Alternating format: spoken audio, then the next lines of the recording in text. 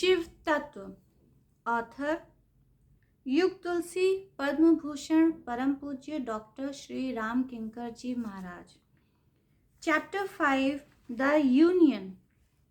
On both sides, the ceremonies of marriage have started. The adornment of Bhagwan Shiv is also done. But this was also a remarkable sight when this amazing Bhuto na Bhavishyati never had been and never will be. Groom was adorned by his ganas or men. कुंडल कंकन पहिरे ब्याला तन विभूति पट के हरिछाला शशि ललाट सुंदर सिर गंगा नयन तीन उपबीति भुजंगा गरल कंठ उर नर सिर माला अशिव बेश शिव धाम कृपाला. The group of snakes is his adornments.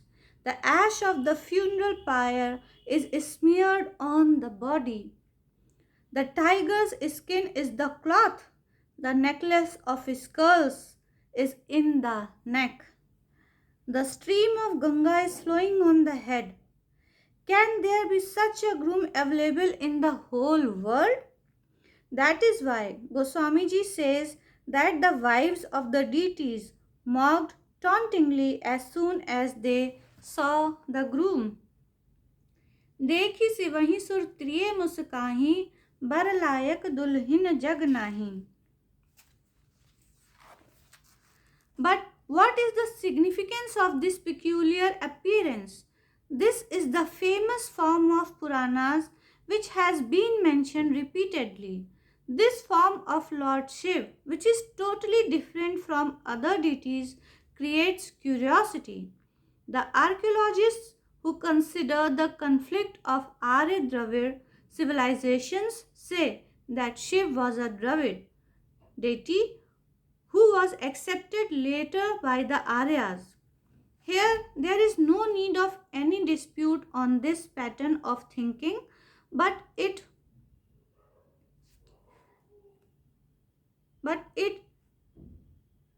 is in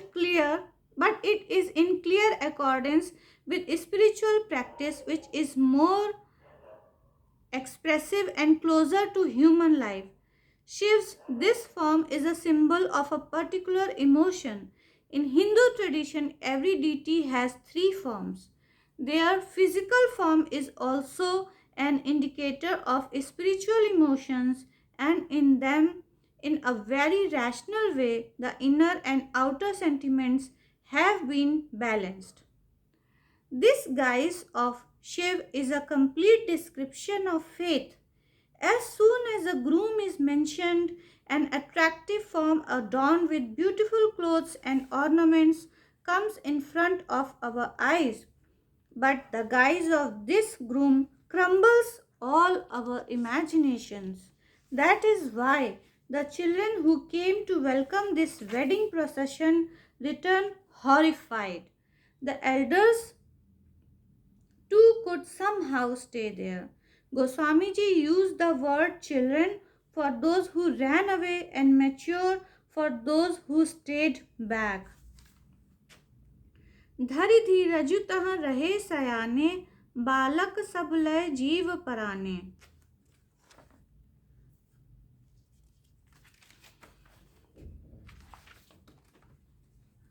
Mature is not just an indicator of age. Here through children it has been indicated unreasonable, and through sayane or mature having prudence is suggested. Actually, understanding the nature of Lord Shiv is extremely difficult. Parvati's mother herself loses her patience on seeing this groom. The prayer plate intended for welcoming is taken back, and the groom has to return without any welcome. Not only this, Manna expresses her strong determination while weeping that suicide is better than this marriage. Goswamiji has depicted a very lively portrayal of this episode in Manas. कंचन थार सोह बर पानी परिछन चली हरही हर्षानी बिकट बेश रुद्रही जब देखा अबलन उर्भय भयउ विसेखा, भागी भवन पैठी अति त्रासा, गए महेशु जहाँ जनवासा। मैना हृदय भयउ दुख भारी, लीनी बोली गिरीश कुमारी।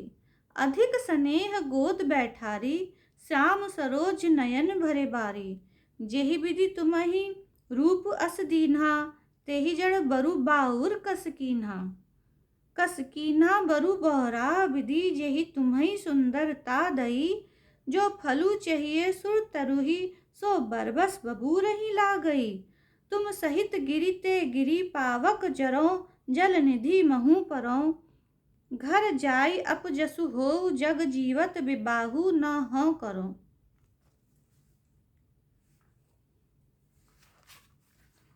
Then suddenly her anger erupts on Narad. Due to his teaching only, Parvati had to do penance, that too to attain this lunatic and idol of misfortunes as her husband. Really, he is deceitful despite appearing as noble from outside. He wants to make others beggars and homeless just like himself. Narad कर मैं काह बिगारा, भवन मोर जिन बसत उजारा।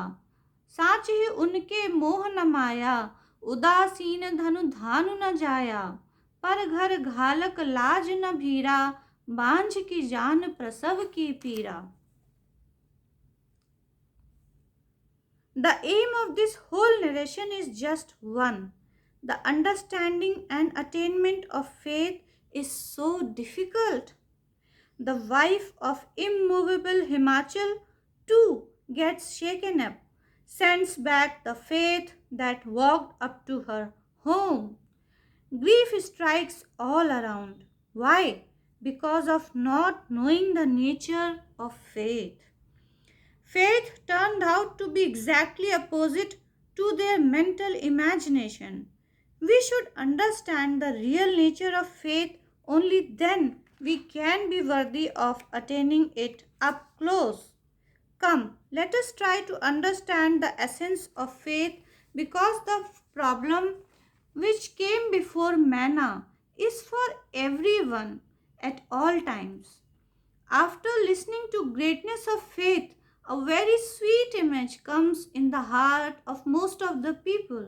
But when we face the reality, then we cry and hit our heads. We curse faith, understanding it to be useless. As I have said earlier, faith is not an imaginary thing which can convert truth to false and false to truth. To know the reality is wisdom, and to get situated in that wisdom is faith itself. Hence, to name false imaginations as faith is an indication of ignorance of the essence of faith. Faith can be the fulfiller of our imaginations and wishes, and their destroyer too. Faith is not a lifeless object which we can control as per our wish. It itself is conscious. Instead of trying to control faith, we should let ourselves be directed by it.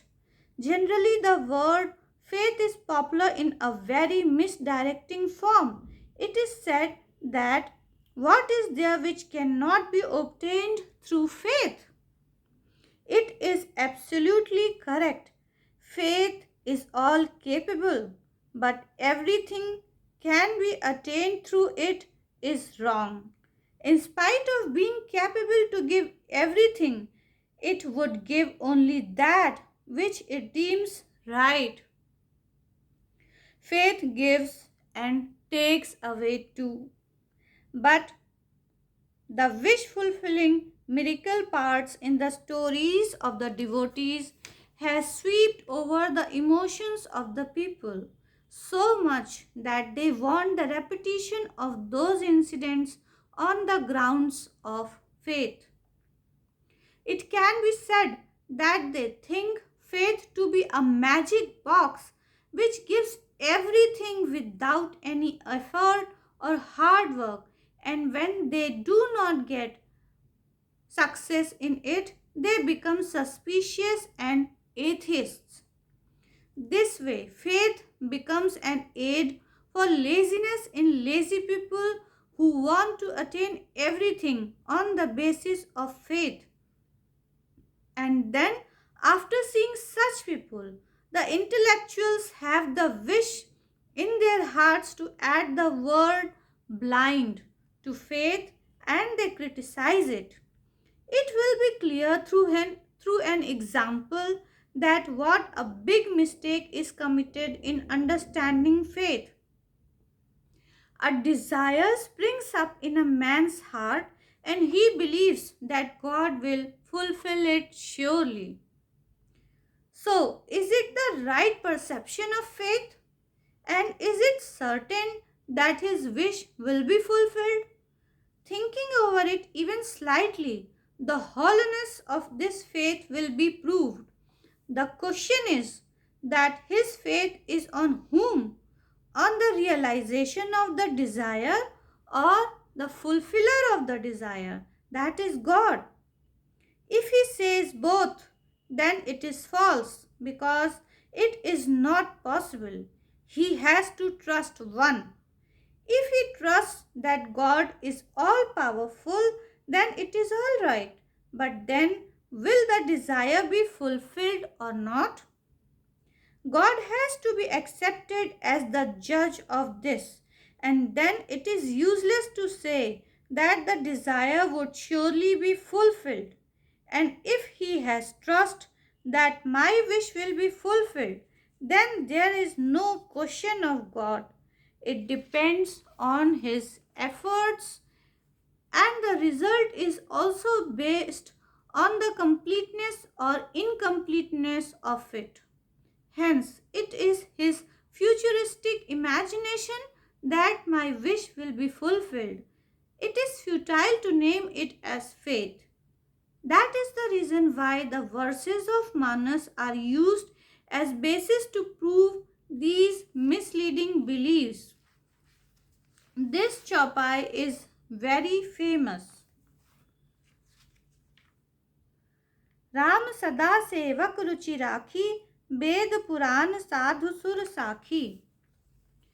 On the basis of this, every person thinks that his interest will be protected. This is the result of one-sided study of Manas.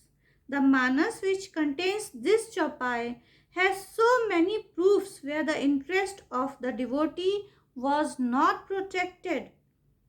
Who can be a greater devotee than Narad? But his wish was not fulfilled. In fact, through that episode, Goswami Ji has highlighted this problem very well, that how on interest and welfare colliding with each other, God disrespects the interest and saves the well-being.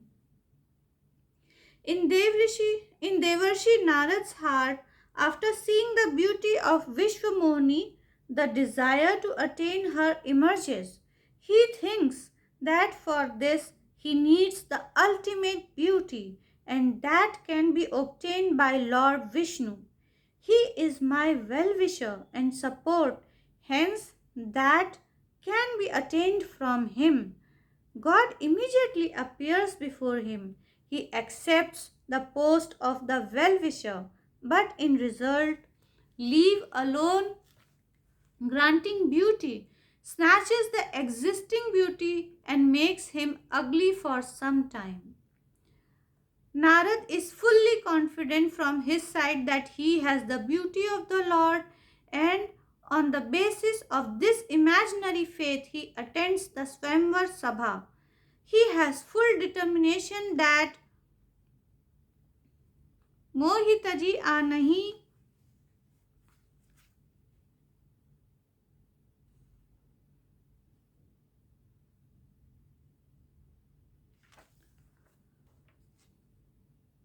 Mohitaji are nahi barahi na bhore. She will not choose anyone else except me, but whole of his faith keeps lying aside. The Lord himself takes away Vishwamohini marrying her. After that, the Rudragran. It is a bit amazing that the servants of faith there also indicate, and Narad looks at his face in the water, and then the upsurge of anger that comes on the hitting of the wish calms down after cursing the Lord. Through Naradji, it has been clarified that how difficult it is to recognize faith, especially how our desires give it an illusory form. It is at least not like that at all. This also gets proven by Lord Shiv's form and adornments too. Everyone can desire to get faith on imagining immortality in it, but every part of his has venom filled snakes, which we may get when we may not be even expecting it. He has calming moon on the forehead which can cool down the heat by its coolness, but the fire from his third eye can even cause the end of the world. Hence the need is that whenever it gives glimpse of its terrifying form, we can still welcome him because he is Shiv as well as Rudra too. The blue venom of his throat declares his immortality, but the necklace of mortal skulls in his neck portrays the mortality of the world too. Usually, we want to let our eyes be closed towards the truth just to taste the false pleasures. We deceive ourselves by creating an imaginary dream world. The faith of Manas puts that reality in front of us without any hesitation. It appears on the gate in an inauspicious guise on the auspicious occasion of marriage because it wants to hit a blow on the imaginary emotion of auspiciousness. Is that worthy to be called auspicious, which is based on outer appearance and other external things, and gets frightened even by any small incident or thing? He keeps the eternal form of auspiciousness before us. That is why in Goswamiji's words, he is Asivavesh Shivdham Kripala, merciful despite the inauspicious appearance.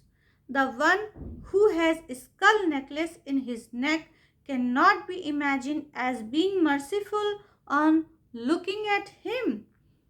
The grace is not only in creation but also in destruction. The skull necklace is its proof. It becomes hard to imagine that he distributes salvation after looking at his assistants as ghosts and spirits. So, does he want to keep his own assistants in bondage in ghosts and spirits form while giving liberation to others? The truth is that despite of being worthy of virtue-based salvation, they present themselves in this very form for service. For them, the notions of salvation and bondage have become the same without any difference. That is why the faith of Manas doesn't blind us. Instead, it wants us to see the truth to that extent, seeing which the bravest one also shuts the eyes, let alone the one with a weak heart. But whoever recognizes this form for once, for him inauspiciousness does not exist anymore. He becomes free of sorrow and delusion. Naturally, Mana is disturbed by this blow, but immediately the Saptarishis and Narad together go near her and clear her doubt. They throw light on the relation of Parvati and Shiv. Here, light is thrown on the relation of reverence and faith in a very beautiful manner. Sometimes this question is asked that what is the difference between reverence and faith and what is the relation? मैना सत्य सुनहु मम बानी जगदम्बा तव सुता भवानी अजा अनादि शक्ति अविनाशिनी सदा शंभु अर्धंग निवासनी जग संभव पालन लय कारिणी निज इच्छा लीला वपुधारिणी. In fact, Shiv Parvati is almighty and power and are inseparable from this point of view. Reverence and faith are also indifferentiable essentially. But practically, reverence comes first and faith later. Although without faith, reverence is also not possible. They are dependent on each other in this manner.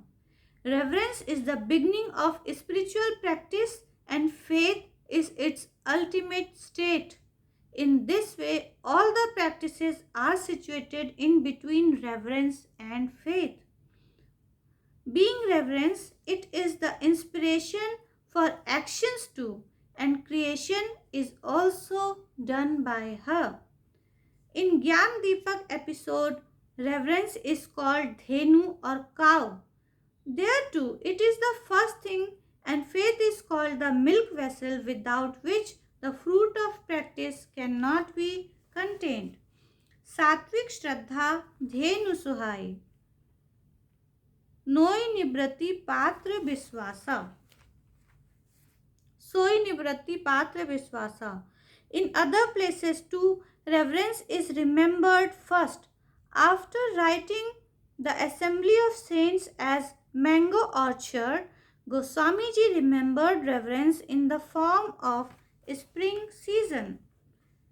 Sant sabha chahu disi avarai, Shraddha ritu basant sam gai. Hence, there is no question of giving Parvati to Shiv or not. She is his belonging, is inseparable. For Maina, even this delusion was beneficiary. She had been seeing Parvati as her daughter till date, but now a new truth got revealed before her. Uma is the mother of the existence. She accepts someone as mother just to bear the physical form for only Leela or enactment of the play. This is her merciful grace. The significance is that from practical point of view, despite reverence arising out of intellect, in absolute reality, reverence is the root cause of existence. Hence, it is not possible to create reverence through intellect. Mana personifies intellect and Himvan is cognition. From a deeper perspective, cognition and intellect both are the result of reverence. Hence, on the revelation of this truth by the Saptarishis, Himvan and Mana worship the feet of their daughter. तब मैना हिमवंतु आनंदे पुनि पुनि पार्वती पद बंदे. Sorrow transformed into bliss. In most people's lives, such hard moments arrive where the intellect gets off balance by the evident disaster.